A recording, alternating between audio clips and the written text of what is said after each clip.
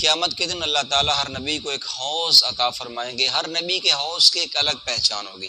ہمارے نبی حضرت محمد رسول اللہ صلی اللہ علیہ وسلم کو اللہ تعالیٰ جو حوض عطا فرمائیں گے اس کا نام ہوگا حوض کوثر، اور وہ سارے حوضوں سے بڑا ہوگا. اس حوض کی شان دیکھو اور اس حوض سے پانی پینے والوں کی شان دیکھو. آپ صلی اللہ علیہ وسلم نے فرمایا کل قیامت کے دن جب میں حوض کوثر پہ موجود ہوں گا تو اپنی امت کے وضو والے اعضاء کو میں چمکتا دیکھ کے پہچان لوں گا کہ یہ میرا امتی جا رہا ہے، اور میں اپنے امتی کو حوض کوثر سے جام پلاؤں گا. اور وہ حوض کیسا ہوگا؟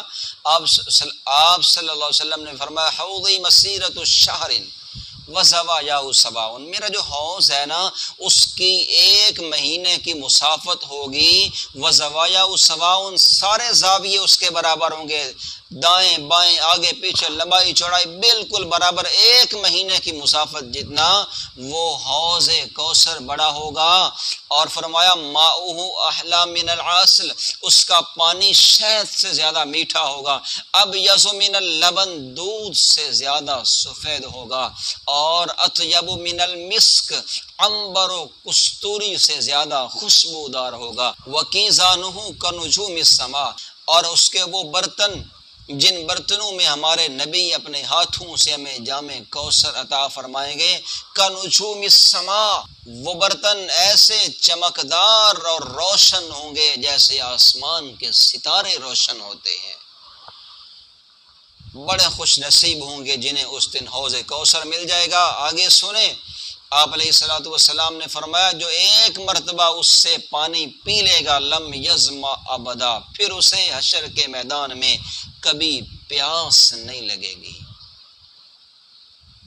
لیکن کچھ بدبخت ایسے بھی ہوں گے جو اس دن حوض کوثر سے نبی کے مبارک ہاتھوں سے جام کوثر پینے سے محروم رہیں گے. کون ہوں گے وہ لوگ؟ آپ علیہ الصلوۃ والسلام نے فرمایا کل قیامت کے دن میں حوض کوثر پہ موجود ہوں گا، میری امت کے کچھ لوگ لائے جا رہے ہوں گے، میں جام پلا رہا ہوں گا. اچانک کچھ لوگوں کو راستے میں روک دیا جائے گا اور میں کہوں گا یہ تو میرے امتی ہیں، انہیں آنے دو نا، انہیں کیوں روک رہے ہیں؟ آپ علیہ الصلوۃ والسلام کو جواب دیا جائے گا یا رسول اللہ آپ نہیں جانتے، انک لا تدری ما احدثوا بعدک، آپ نہیں جانتے کہ آپ کے بعد ان لوگوں نے کیا کیا دین کے اندر بدعات اور نئی چیزیں ایجاد کر لی ہیں. آپ علیہ الصلوۃ والسلام فرمائیں گے سحقن سحقن لمن غیر بعدی، وہ لوگ جنہوں نے میرے بعد میرے دین کو بدل ڈالا، بدعات دین کے اندر ایجاد کر ڈالیں.